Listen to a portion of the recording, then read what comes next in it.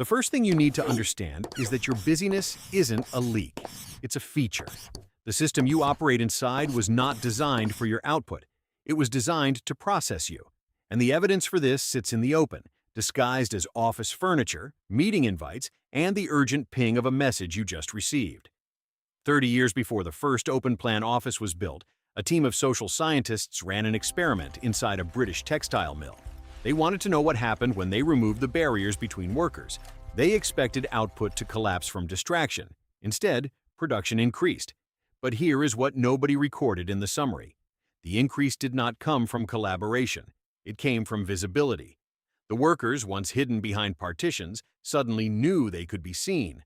So they moved faster. They stayed later. They performed the theater of effort. The mill owners loved it. The scientists moved on. But the architectural principle stayed buried in the data. Remove the walls, and you do not create collaboration. You create surveillance. And the person being watched always works harder than the person who owns the company. Now fast forward to the 1950s.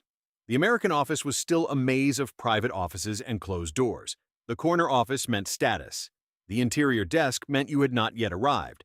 But something was shifting inside the military-industrial complex. The Second World War had created a generation of managers who believed in efficiency above all else. And efficiency, to them, meant seeing every worker at every moment.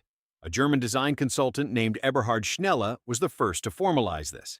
In 1959, he published a concept called Bürolandschaft, or office landscape. The idea was simple. Arrange desks not in rigid rows, but in organic clusters based on communication flow. The stated goal was frictionless collaboration. The unstated goal was total visual access. The first American company to adopt this was a manufacturing firm in the Midwest. Within 6 months, complaints about headaches and fatigue rose by 30%. Within a year, sick leave had climbed. The executives did not reverse the design. They blamed the workers for not adapting. That pattern repeats in every generation. A system creates a problem. Then it labels the human response to the problem as the failure. You have just seen the pattern. The system creates a problem, then blames you for not adapting to it.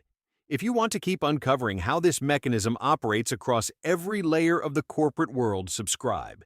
And in the comments, drop the word failure, but this time apply it to the system, not to yourself. Here is what the data on open-plan offices actually shows when you strip away the architecture magazines. A meta-analysis covering 10,000 employees found that open-plan layouts increased perceived collaboration by 0%, but they increased noise distraction by 200%. The workers felt more interrupted, their cognitive performance dropped, and their stress hormones, measured by cortisol levels in saliva samples, remained elevated for the entire workday, with no recovery during lunch. The designers sold proximity as the engine of innovation. But proximity without acoustic privacy is just a crowd. And a crowd does not produce novel ideas. A crowd produces social pressure. The pressure to appear busy. The pressure to avoid being seen as the one who is not contributing. The pressure to answer every message instantly because visibility makes delay look like disengagement. The military has a term for what happens to a unit forced to operate under constant observation. They call it hypervigilance. It is a state of sustained alertness that depletes cognitive resources faster than any physical task. For soldiers in a combat zone, hypervigilance is adaptive. For an accountant sitting in a glass-walled cubicle at 2 in the afternoon, it is a slow neurological drain that produces exhaustion without output. And yet, companies continue to build these environments. They cite studies from the 1970s that have been debunked repeatedly. They point to cost savings. They claim that the future of work is fluid and transparent, but the real driver is control. An office where every person is visible is an office where every person can be monitored without the expense of actual surveillance cameras. The architecture itself is the camera. Now consider what happens to your brain inside this arrangement. Your prefrontal cortex, the part responsible for complex decision-making, operates best in a state of quiet continuity. Every interruption resets your attention. Research published in the Journal of Experimental Psychology measured the recovery time after a brief disruption. The average was 23 minutes, not seconds, minutes. That means a single tap on the shoulder can erase nearly half an hour of productive cognition. And in an open office, those taps happen not once or twice, but dozens of times per day. A study using wearable sensors recorded an average of 87 interruptions per knowledge worker during a standard 8-hour shift. Each one was minor. The cumulative impact was devastating. The term for this is attentional bankruptcy. It describes a state where your cognitive reserves are so depleted that even simple decisions become exhausting. You have felt this. It is the feeling of staring at a cursor for 10 minutes, knowing exactly what you need to write, but being unable to form the sentence. It is not laziness. It is depletion, and the design of your environment is the cause. The open plan office is a mechanism for the systematic extraction of attentional capital. It takes your focus and converts it into social friction. The heat generated by that friction is what managers call teamwork, but the output never matches the input. The energy you spend on staying visible is energy that could have gone into the work itself. The system consumes the very resource it claims to need. You are now looking at the core mechanism. The office extracts your attention and calls it teamwork. If you are ready to stop blaming yourself and start seeing the architecture, subscribe. And tell me in the comments, what is the one moment today when you felt your focus being extracted against your will?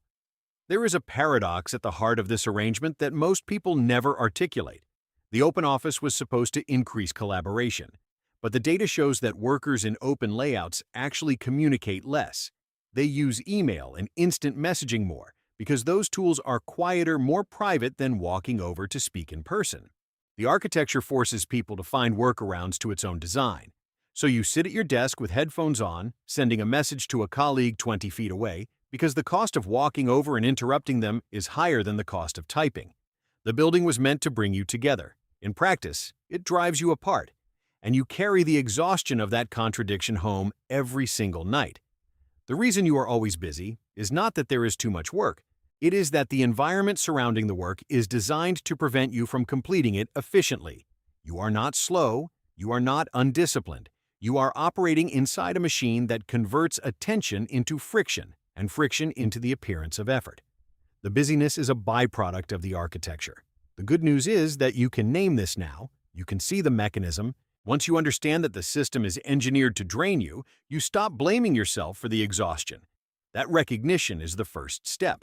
The next step is asking what kind of environment you actually need to work. And that question, once asked, changes everything. The shift is fragile. The furniture industry has spent decades selling companies on the dream of frictionless collaboration. Sales of open-plan desks and modular seating, the kind that turns an office floor into a branded marketplace, generate billions of dollars every year. The product is the promise that interaction equals innovation, but innovation requires incubation. It needs uninterrupted thought to germinate. There is a study from the University of California that tracked the programming output of engineers across 900,000 person days. The variable that correlated most with high output was not team size or meeting frequency. It was the number of uninterrupted hours per day. Engineers who had long blocks of quiet time produced significantly more code with fewer errors than those who were interrupted more often but worked longer hours. The design of the physical environment is a form of corporate policy. Every wall that is removed and every desk that is placed in a shared aisle is a decision made by someone who does not bear the cognitive cost of that decision. The person who approved the floor plan is probably sitting in a private office or working from home. They are not the one losing focus every 7 minutes. A major technology company ran an internal experiment. They gave a subset of their engineers complete autonomy over their time and physical space for 1 quarter. No required meetings, no open office, no performance theater.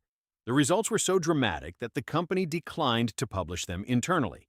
The managers feared that if everyone knew how much more productive they could be without the system would collapse. That fear is the quiet engine behind most open-plan conversions. It is not about collaboration. It is about the corporation retaining the right to see your effort. The architecture of visibility is a control technology disguised as a design trend. And it works perfectly because you blame yourself for the exhaustion instead of asking who built the room. The neurological cost of constant visibility has a name in the behavioral literature. It is called the spotlight effect. Your brain treats every pair of eyes as a potential evaluation. And when you cannot escape those eyes, your amygdala, the threat detection center, remains mildly activated throughout the day. Not enough to trigger a panic, just enough to keep you tense. That is the spotlight effect. And now you know its name. The moment you name a mechanism, it loses some of its power over you. Subscribe before you close this tab, because in the next video, we will look at the tool that breaks the spotlight. And in the comments, write the word spotlight. Let this be the beginning of reclaiming your cognitive space. That sustained low-grade tension is what you feel as busyness. It is not work. It is the metabolic cost of being watched. And you pay that cost in every hour you spend in a space where you cannot disappear. The architect who designed the first American open-plan office, a man named Francis Duffy, later admitted in an interview that the concept had been misapplied. He said that the open office was never meant to be a universal solution. It was a specific tool for specific kinds of collaborative work. He watched his own creation turn into a cost-cutting mechanism, and he described it as a disaster. But disasters in architecture do not get reversed quickly. They get forgotten. The buildings remain, the habits harden, and a new generation of workers enters a space that was never designed for them. You are not too busy. You are too visible. The space around you is extracting your attention second by second, converting it into the heat of social performance. And when you go home exhausted, you tell yourself you did nothing. But you did everything. You resisted distraction hundreds of times. You performed concentration in the middle of chaos. You held a thought together while the world tried to pull it apart. That is not failure. That is survival inside a broken system. And now that you see the mechanism, the room no longer has the same power.